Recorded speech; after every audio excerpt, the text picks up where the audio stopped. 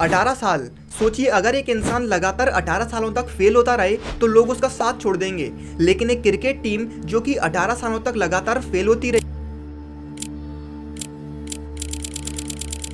लेकिन फिर भी हर साल उसके फैंस बढ़ते रहे। आखिर क्यों?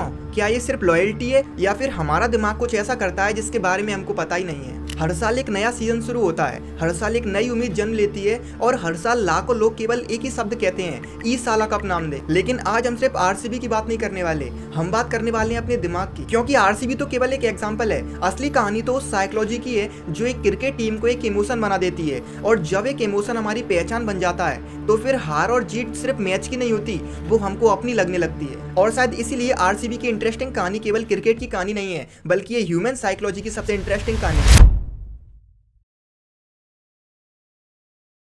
अब दोस्तों अगर आपसे पूछा जाए कि आईपीएल की सबसे सक्सेसफुल टीम कौन सी है तो आप तुरंत बता दोगे, लेकिन अगर आपसे पूछा जाए कि आईपीएल की सबसे इमोशनल फैनबेस वाली टीम कौन सी है तो शायद आप बिना सोचे समझे एक ही जवाब देंगे, आरसीबी। और यहीं से एक अजीब सी बात शुरू होती है, यानी कि हम किसी भी चीज को सपोर्ट तब करते हैं जब हमें उससे रिजल्ट मिलता है। जैसे एक स्टूडेंट अच्छे टीचर के पास कब जाता है? जब उसे ये लगता है कि मुझे अच्छे मार्क्स मिलेंगे। लोग अच्छे ब्रांड को इसीलिए खरीदते हैं क्योंकि उसकी क्वालिटी अच्छी होती है, और अगर कोई कंपनी अच्छा काम करना बंद कर दे तो लोग उसे छोड़ देंगे, और ये ह्यूमन बिहेवियर का नॉर्मल पैटर्न है। लेकिन आरसीबी के केस में ये पूरा पैटर्न टूट जाता है, यानी कि कई सालों तक ट्रॉफी नहीं आती, कई बार हार्ट ब्रेकिंग डिफीट्स देखने को मिलती हैं और कई बार एक्सपेक्टेशन टूट जाती हैं। लेकिन फिर भी इसके बाद जब नया सीजन शुरू होता है तो स्टेडियम भर जाते हैं, जर्सी बिकने लगती है, सोशल मीडिया भर जाता है और वही एक्साइटमेंट दिखने लगता है कि शायद इस साल सब कुछ बदल जाएगा। अब जरा आप रुककर ध्यान से सोचिए, अगर ये सिर्फ एक क्रिकेट होता तो आखिर इतना इमोशन क्यों होता? क्योंकि जब टीम एक मैच हार जाती है तो लोगों को ऐसा लगने लगता है कि उन्होंने कुछ खो दिया है, और जब टीम कोई मैच जीत जाती है तो लोगों को ऐसा लगने लगता है कि उन्होंने कुछ अचीव कर लिया है। और दोस्तों सबसे इंटरेस्टिंग बात यह है कि ये कहानी केवल आरसीबी की नहीं है, यानी कि दुनिया के किसी भी कोने में किसी भी सेलिब्रिटी, किसी भी ब्रांड, किसी भी ग्रुप के साथ लोग ऐसा ही कनेक्शन बना लेते हैं। तो फिर इसका मतलब सवाल आरसीबी का नहीं है, सवाल ये है कि कैसे हम किसी भी चीज के साथ इतनी जल्दी इमोशनली कनेक्ट हो जाते हैं। और दोस्तों इसका जवाब क्रिकेट के ग्राउंड पर नहीं बल्कि आपके दिमाग में छुपा हुआ है।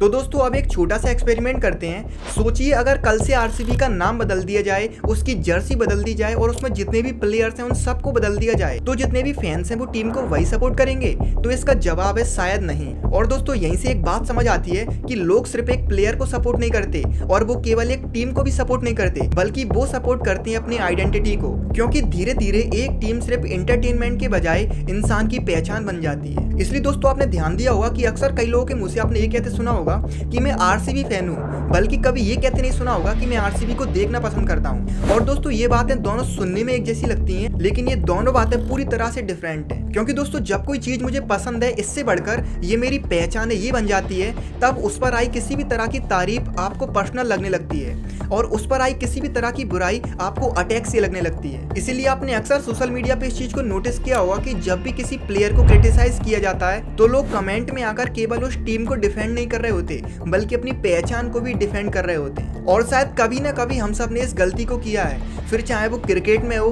पॉलिटिक्स में हो, किसी स्मार्टफोन को लेकर हो, या फिर किसी इन्फ्लुएंसर को लेकर हो। क्योंकि जिस दिन हम किसी चीज को सपोर्ट करने के बजाय उसे अपनी आइडेंटिटी बना लेते हैं तो धीरे धीरे करके हमारा दिमाग उस चीज के बारे में नॉर्मल सोचना छोड़ देता है। और शायद यही आरसीबी की कहानी का सबसे पहला सच है। लेकिन दोस्तों एक सवाल अभी भी बाकी है, जब इतने बार दिल टूटा है तो भी लोग फिर वापस क्यों आते हैं? हर साल नया सीजन शुरू होते ही इंटरनेट पर एक लाइन ट्रेंड होने लगती है, ई साला कप नाम दे। पिछले सीजन का दर्द इतने जल्दी हल्का पड़ जाता है और उस दर्द की जगह एक नई उम्मीद ले लेती है। अब दोस्तों ये बात शायद आपको समझ ना आए, लेकिन अगर आप थोड़ा ध्यान से समझने की कोशिश करोगे तो ये बात इतनी कठिन भी नहीं है, क्योंकि हमारा दिमाग सिर्फ रिजल्ट से नहीं चलता बल्कि पॉसिबिलिटी से भी चलता है। आपने कभी नोटिस किया है जब कभी भी एक छोटा सा मैसेज आता है तो हम तुरंत अपना फोन चेक करते हैं, क्योंकि हमें नहीं पता कि उसके पीछे क्या है, अच्छी खबर या फिर एक नॉर्मल मैसेज। और दोस्तों यही अनसर्टिनिटी हमें बार बार खींच कर लाती है। और दोस्तों यही सेम काम क्रिकेट में भी होता है, यानी कि हर साल एक नया सीजन एक नई पॉसिबिलिटी लेकर आता है कि शायद इस साल इस सीजन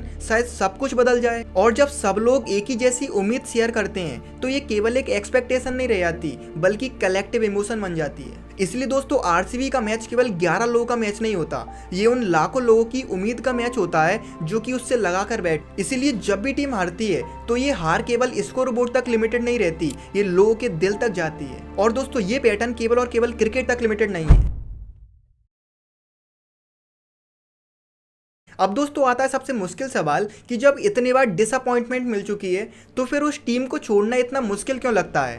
तो दोस्तों इसका जवाब हमारे रोज की जिंदगी में छुपा हुआ है। अब दोस्तों जरा आप सोच के देखिए, जैसे अगर आपने किसी चीज को 5 मिनट दिए हैं तो उसको छोड़ना कितना आसान होगा, और अगर वहीं आपने उस चीज को 5 साल दे दिए हो तो उस चीज को छोड़ना और उसको छोड़ने का फैसला लेना बहुत ज्यादा मुश्किल हो जाएगा। और दोस्तों ऐसा इसीलिए होगा क्योंकि उस चीज में केवल आपने अपना टाइम इन्वेस्ट नहीं किया, बल्कि आप अपने इमोशंस को भी इन्वेस्ट कर चुके होंगे। और दोस्तों यही सबसे इंपॉर्टेंट बात है कि इंसान अपने प्रेजेंट के लिए डिसीजंस नहीं लेता, बल्कि वो अपने फ्यूचर को जस्टिफाई करने की कोशिश करता है। और शायद इसीलिए आरसीबी का हर एक फैन ये सोचता है कि इतने साल इंतजार किया है और अगर अब इस टीम को छोड़ दिया और ये टीम जीत गई तो। और दोस्तों ये बात सिर्फ आरसीबी की नहीं है, कई बार लोग गलत रिलेशनशिप में इसीलिए रहते हैं क्योंकि वो उसमें बहुत ज्यादा टाइम दे चुके होते हैं। कई सारे लोग अपनी नापसंद होने वाली जॉब को भी इसीलिए करते हैं क्योंकि उसके लिए उन्होंने बहुत मेहनत कर ली होती है। और कई सारे लोग नुकसान देने वाली इन्वेस्टमेंट में फंसे रहते हैं क्योंकि उसमें वो ऑलरेडी पहले बहुत सारा पैसा लगा चुके होते हैं। यानी कि दोस्तों हर जगह पैटर्न सेम ही है। और दोस्तों ऐसा इसीलिए होता है क्योंकि हम केवल प्रेजेंट में नहीं जी रहे होते,